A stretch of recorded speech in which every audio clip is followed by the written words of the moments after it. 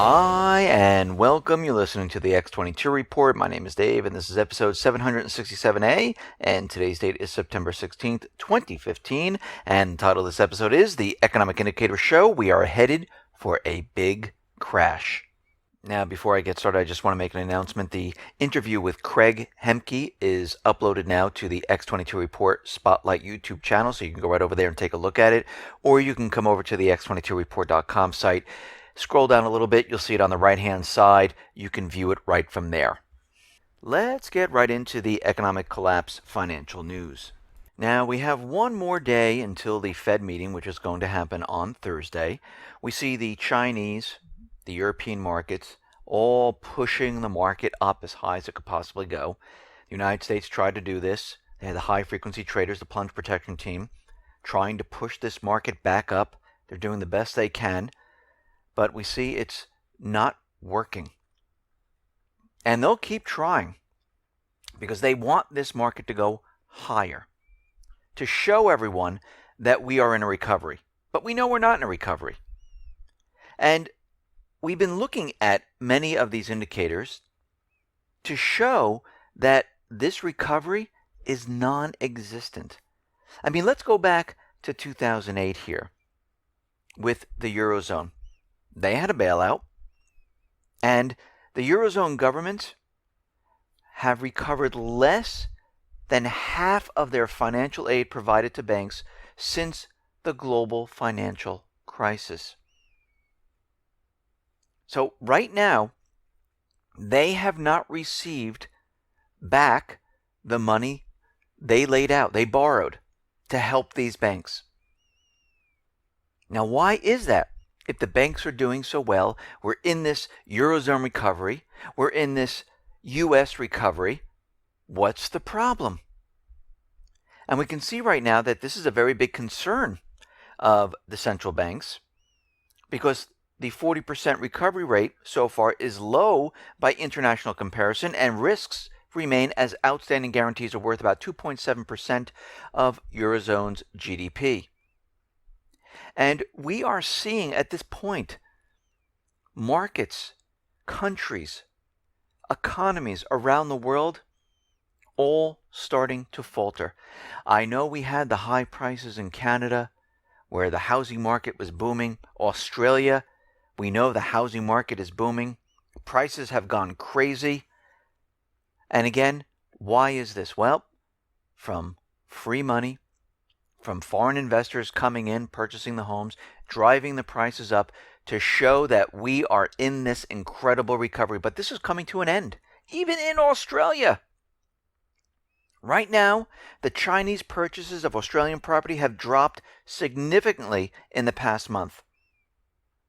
Buyers struggle to shift money out of the country following Beijing's move to tighten capital controls. Chinese banks now are limiting any overseas transfers of $50,000 or more in an effort to control capital outflows. And with China dominating the Aussie housing market, guess what's going to happen? We're going to see prices start to fall. We're going to see the market start to fall. This is a domino effect. I mean, we see it in Canada. Everyone was telling us we're in this amazing housing recovery. The economies are doing great. And now we see the domino effect. All of a sudden, everyone's saying, this could be a recession. The housing market is not as strong as we thought. It was never strong. This whole thing was an illusion. I mean, out in Australia, Melbourne and Sydney, 80% was from foreign investors. I mean, think about what's happening here. The same thing was happening here in the U.S. People were not going out and getting mortgages. The everyday person, they're not making the same income they were prior to 2008. Most of the people, a majority of the people, lost their wealth, lost their credit, never got the same paying job, and here we are today. And we've listened to propaganda from 2008 to the present letting us know that everything is fine. letting us know that if you don't have a job, it's your fault. No, the market right now is not created to give people high-paying jobs. It isn't. People can turn it around, say whatever you want. With the central bank running the country, not just here in the U.S., Canada, Australia, Europe, it is impossible for everyday people to go to work, make a living, and survive. Because sooner or later, what's going to happen is this whole thing's going to come crumbling down. Because the central bankers are in it for one thing and one thing only: profit for themselves, spread the debt. And those people who are still working, congratulations. But we know eventually this is all going to come to an end. I'm not wishing anything on anyone. I'm not wishing that you lose your job, that you go through terrible, tough times. It's just a fact. And the fact is, we are headed in this direction. I mean, Hewlett Packard right now is laying off 30,000 people. Now, they already said in February they're laying off 58,000. This is in addition to. So think about this for a second. Why are they doing this? Well, they're buying back their stocks to make the company look profitable. And how are they going to buy back these stocks? Well, they got to get rid of the people. Because their revenues are not there. And right now, another 30,000 people are going to be looking for jobs. These are well-paid computer engineers and technicians that are going to be looking for jobs right now. Because they just laid off the department where they service other companies. And this is their enterprise service division. And they cater to large corporations. Now, let's take this a step further. If they're laying off 30,000 people that service large corporations, what are these other large corporations doing that they don't need this service anymore? Very interesting. But while all this is happening, Hewlett Packard filed a 2668 labor condition application for H-1B visas and 815 labor certifications for green card from fiscal year 2011 to 2014. And right now they're having these people with the H-1B1 visas come in, replace a lot of the people in the company. And these people are training these people. And they can lay off more people and have the lower wage people take their jobs. And most of them are coming in as consultants. So they don't need to pay them pensions. They don't need to pay them medical benefits. They don't need to do any of this. And if they're coming in as consultants, guess what? They're not hit with the penalty for Obamacare. They're not a citizen. This is perfect.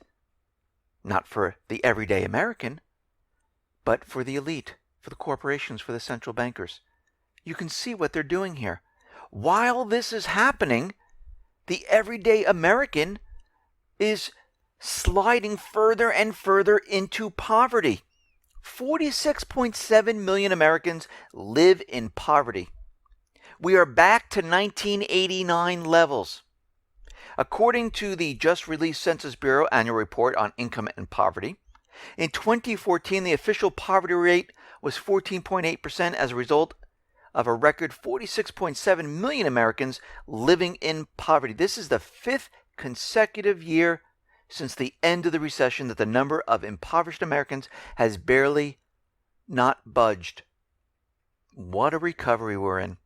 Worse, while there was no material change for the percentage of Americans in poverty, there was a statistical increase in the number of people in poverty who had at least a bachelor's degree, rising from 3 million to 3.4 million. And married couple families are also included in this, who have higher education. So what is going on here? Well, the everyday college graduate, they can't find jobs. And as time goes on, those people who had jobs are losing their jobs. I mean, even the people who are living in extreme poverty, below 50% of the poverty minimum, also rose to an all-time high of 20.8 million. Of the 91 million Americans who were out of the labor force in 2014, or where the U.S. government central bankers are just not counting them, we have reached 24.2%, or 22 million, who are now living in poverty. So, since 2008, things have gotten worse, not better, for millions of people. And since 2008, the median household income dropped to $53,657. It was at $57,843 in 1999, and now it's down to $53,000. Well, that's kind of odd. We're back to 1989 levels. What's going on here?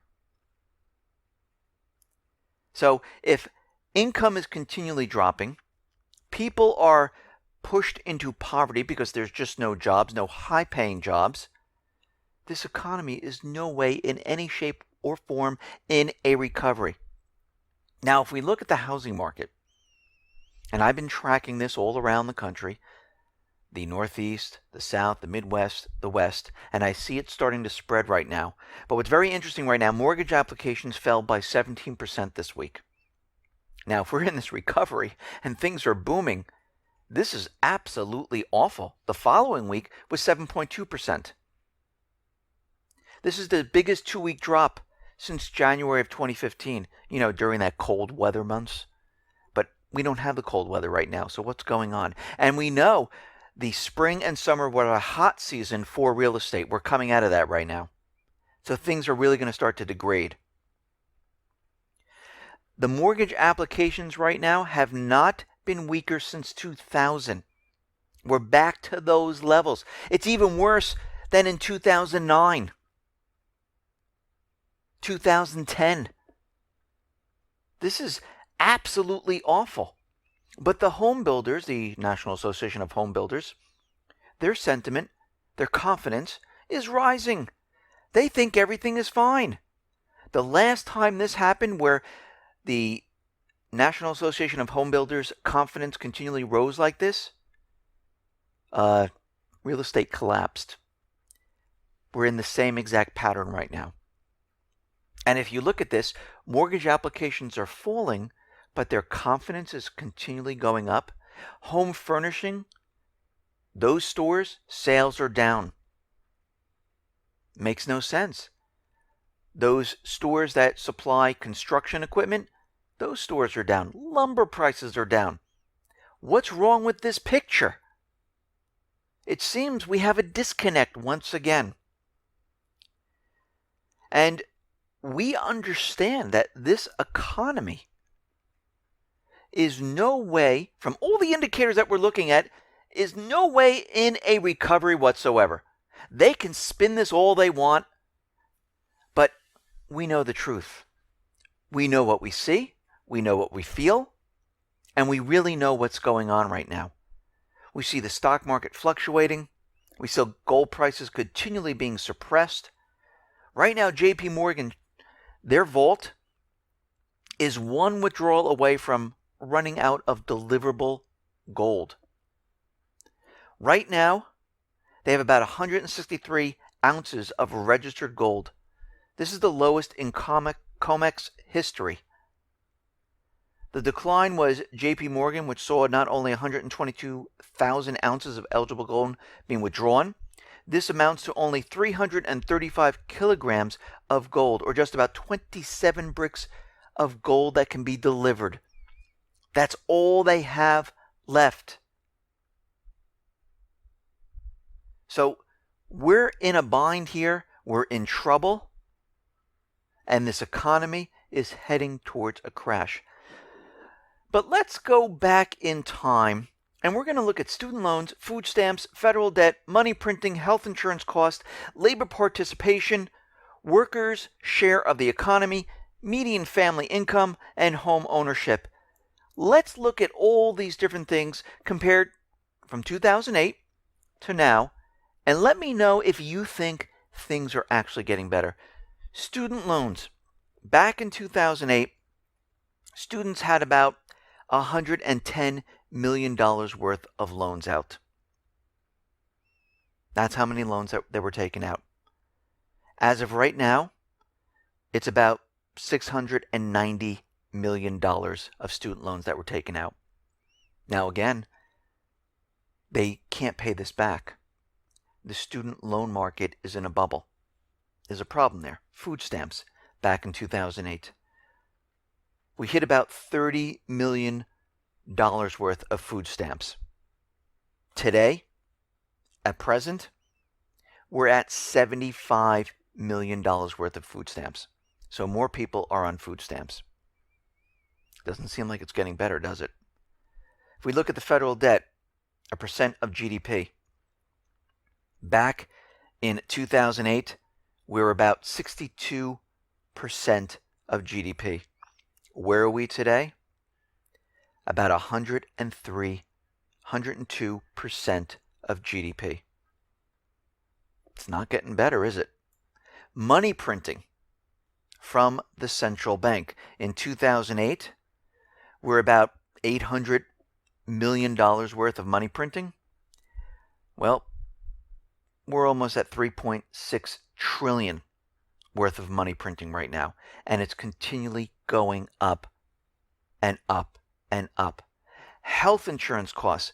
Obama promised us that health insurance costs are going to be going down, but we're not seeing this whatsoever. We are seeing it continually rise, non-stop. Ever since Obama started the Affordable Care Act, it is not affordable whatsoever. So if we look at the health insurance CPI, back in time before Obamacare, it was about 104. Today, it's about 125. Labor participation rate here in this country back in 2008 was about 66%. Today, the people who are participating is around 62.6. What does that tell us? It tells us that people cannot find work. There's a problem here. We know that the median family income has fallen. Home ownership from 2008 was at 68%. Actually, back in 2005, it was close to 69%. Today, home ownership is around 65.4%. So, does anyone see any improvements whatsoever? I don't. I see things have just gotten worse. Nothing has gotten better. And if we look around the world, if we look at Australia, Canada, all the European nations, UK, you can see that nothing is getting better. It's getting worse. We're on the edge of a major, major crash. This whole economy is, I've said it many times, a central banker economy. The people are not driving this anymore. All of this was propped up to keep the illusion alive. And this is why, when this whole thing comes crumbling down, people are going to be shocked. They're not going to know what hit them. They're not going to understand this. And I've told this story before. I remember back in about 2011, 2012, when my neighbor, he lost his job. He was still working. He still had a couple more months. But his wife, she broke down, would not leave the house for a week. So upset. How are they going to make it? What are they going to do? How are they going to feed their children? How are they going to pay for everything? And just by that, not even feeling anything yet, because he was getting a severance, He would have gone on unemployment. And nothing really happened, just the news of it. They completely broke down with fear. Think about when this stock market crashes, which will signal that we're in a collapse, but we already know we are because we've been watching the indicators. People are going to be upset. They're going to go into a stage of fear. They're going to be worried. And they're going to do whatever they have to do to survive. And this is why I've been telling you to prepare. Get ready. Get your food. Get your water. Get your medical supplies. Get your medical supplies, your weapons, cash on hand, gold, toiletries, you name it, you need it. Continually stock up. Go to the big warehouse stores, Sam's, BJ's, Costco. Go to Amazon, wherever you want to go. Doesn't make a difference. You can go to lifereliance.com. They have everything prepackaged. You can create your own package, have it sent right to your house. Bug out bags, water filtration systems, you name it, they have it. So you all need to be thinking about what's really happening right now. And we all need to be ready for what is coming, because we look around the world, we see it is completely falling apart. And we can see what the U.S. is doing at this point to push everything to the next level. Listen, everyone, thanks a lot for listening. Be well, be safe, and especially be prepared. Thanks a lot.